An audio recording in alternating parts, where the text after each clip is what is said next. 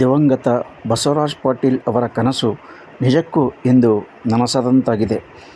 ನಗರದಲ್ಲಿ MLC doctor Chandrashekhar Patil ಹಿಂದುಳಿದ ಈ ಭಾಗದ ಬಡ ಹಾಗೂ ನಿರ್ಗತಿಕ ಮಕ್ಕಳು ಉನ್ನತ ಶಿಕ್ಷಣ ಪಡೆದು ಸರ್ಕಾರಿ ಹುದ್ದೆ ಪಡೆಯಬೇಕು ಎಂದು ಕನಸು ಕಟ್ಟಿಕೊಂಡಿದ್ದ ಮಾಜಿ ಸಚಿವ ದಿವಂಗತ ಬಸವರಾಜ ಪಾಟೀಲ್ ಅವರ ಕನಸು ಇಂದು ಅಕ್ಷರಶಃ ಕಾರ್ಯರೂಪಕ್ಕೆ ಬಂದಂತಾಗಿರುವುದು ಅತ್ಯಂತ ಸಂತಸ ತಂದಿದೆ ಎಂದು ವಿಧಾನ ಪರಿಷತ್ ಸದಸ್ಯರೂ ಆದ ಶ್ರೀ ವೀರಭದ್ರೇಶ್ವರ ಶಿಕ್ಷಣ ದತ್ತಿಯ ಮುಖ್ಯ ದತ್ತಿಗಳೂ ಆದ ಡಾಕ್ಟರ್ ಚಂದ್ರಶೇಖರ್ ಬಿ ಪಾಟೀಲ್ ಅವರು ತಿಳಿಸಿದರು.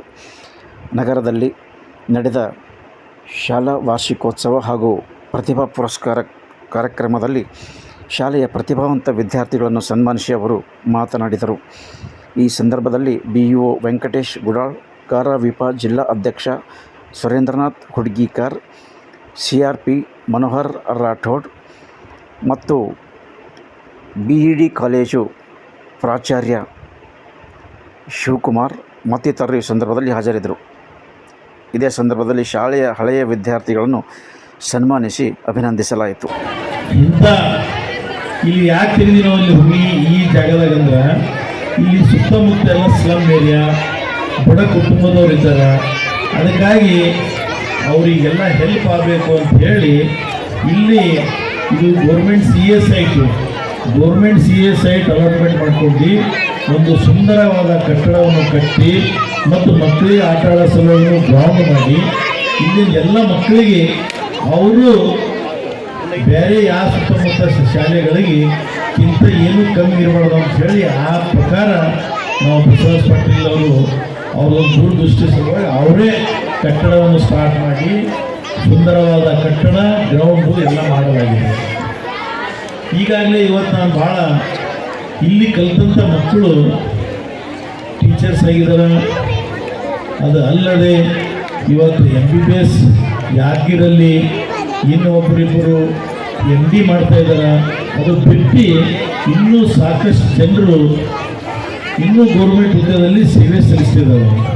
ಇವತ್ತು ನನಗೆ ಇಷ್ಟು ಭಾಳ ಸಂತೋಷ ಆಯಿತು. ಯಾಕಂದರೆ ಪೂಜ್ಯ ತಂದೆಯವರಿಗೆ ಅವರು ಏನು ದೂರದೃಷ್ಟಿ ಕೊಡಿ ಕಲ್ಪನೆ ಕೊಡಿ ಏನು ಸ್ಕೂಲ್ ತೆಗೆದರು. ಇವತ್ತು ಈ ಪಾಟೀಲ್ ಪರಿವಾರ, ಬಸವರಾಜ ಪಾಟೀಲ್ ಪರಿವಾರಿಗೆ ಭಾಳ ಸಂತೋಷ ಆಗ್ತಾಯಿದೆ. ಯಾಕಂದ್ರೆ ಇಂಥ ನಮ್ದು ಇಷ್ಟೆಲ್ಲ ಕಷ್ಟಪಟ್ಟು ತೆಗೆದವರು ಇವತ್ತು ಮಕ್ಕಳಿಗೆಲ್ಲ ಒಂದು ಇವಾಗ ನೋಡ್ರಿ ಇಲ್ಲಿ ಕಲಿತಂಥ ಮಕ್ಕಳೆಲ್ಲ ಚೆನ್ನಾಗಿ ಜಾಬ್ ಮಾಡ್ತಾಯಿದ್ದಾರೆ. ಯಾಕಂದರೆ ಈ ಶಾಲೆಯಲ್ಲಿ ಕಲಿಯೋರೆಲ್ಲ ಬಡವರು ಜನರು. ಯಾಕಂದ್ರೆ ಇಲ್ಲಿ ನಾನು ಅನಿಸಿಮಟ್ಟಿಗೆ 200-300 ಫೀಸ್ ತೊಗೊಳಕ್ಕಿಲ್ಲ. ಆದಷ್ಟು ಕಮ್ಮಿ ಫೀಸು ಸುಮ್ಮನೆ ಹೆಸರು ಸಲುವಾಗಿ ಅದು ಬಿಟ್ಟು ತಮ್ಮ ಸಲುವಾಗಿ ಸಾಕಷ್ಟು ತಂದೆಯವ್ರದೊಂದು ಆಸಕ್ತಿ ಸಲುವಾಗಿ ಇವತ್ತು ನನಗೆ MBBS PG ಮತ್ತು ಒಂದು 2 ಇವತ್ತು ಅವರಿಗೆಲ್ಲ ಸನ್ಮಾನ ಮಾಡಿ ಸಲುವಾಗಿ ನನಗೆ ಇವತ್ತು ಭಾಳ ಸಂತೋಷ ಆಯಿತು. ಅದಕ್ಕೆ ಇಲ್ಲೆಲ್ಲ ಕುಂತಂಥ ಮಕ್ಕಳಿಗೆ ಎಲ್ಲರಿಗೆ ನಾನು ವಿನಂತಿ ಮಾಡ್ತೀನಿ, ಮಕ್ಕಳೇ, ಮುದ್ದು ಮಕ್ಕಳೇ, ನೀವು ಮುಂದೆ ಬರೋಂಥ ದಿನದಲ್ಲಿ ಇವತ್ತೇನು ಅವ್ರಿಗೇನು ಸನ್ಮಾನ ಮಾಡಿದೆವು ಆ ಥರ ತಮಗೂ ಸನ್ಮಾನ ಮಾಡ್ಕೊಳ್ಳೋಂಥ ಶಕ್ತಿ ತಾವು ಉದ್ಭವ ಮಾಡ್ಕೊಳ್ಬೇಕು. ಹೌದಾ ಇಲ್ಲ?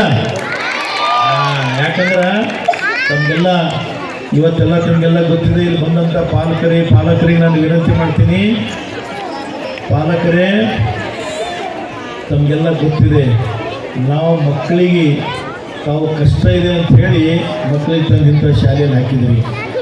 ಆದರೂ ತಾವು ಮಕ್ಕಳು ಬಂದ ಕೂಡಲೇ ತಾವು ದಿನ ಮಕ್ಕಳು ಶಾಲೆಯಲ್ಲಿ ಬರ್ತಾರೆ, ತಾವು ಏನಾದರೂ ಕೆಲಸಕ್ಕೆ ಹೋಗಿರ್ತೀರಿ, ಬಂದ ಕೂಡಲೇ ನಾನು ನಿಮ್ಗೆ ವಿನಂತಿ ಮಾಡ್ತೀನಿ, ತಾವೆಲ್ಲ ಮಕ್ಕಳು ಏನು ಮಾಡ್ತಾಯಿದ್ದಾರೆ, ಏನಿಲ್ಲ, ಏನು ಓದ್ತಾ ಇದ್ದಾರೆ, ತಾವು ಸ್ವಲ್ಪ ಧ್ಯಾನ ಕೊಡ್ಬೇಕು ಮಕ್ಕಳ ಮೇಲೆ. ಅದು ಅಲ್ಲದೆ ತಮಗೇನಾದರೂ ತಿಳಿದಿಲ್ಲ, ತಾವು ಎಲ್ಲ ನೇರವಾಗಿ ಶಾಲೆಗೆ ಬಂದು ಇಲ್ಲಿನ ಟೀಚರ್ ಜೊತೆ ತಾವು ಮಾತಾಡಬೇಕು.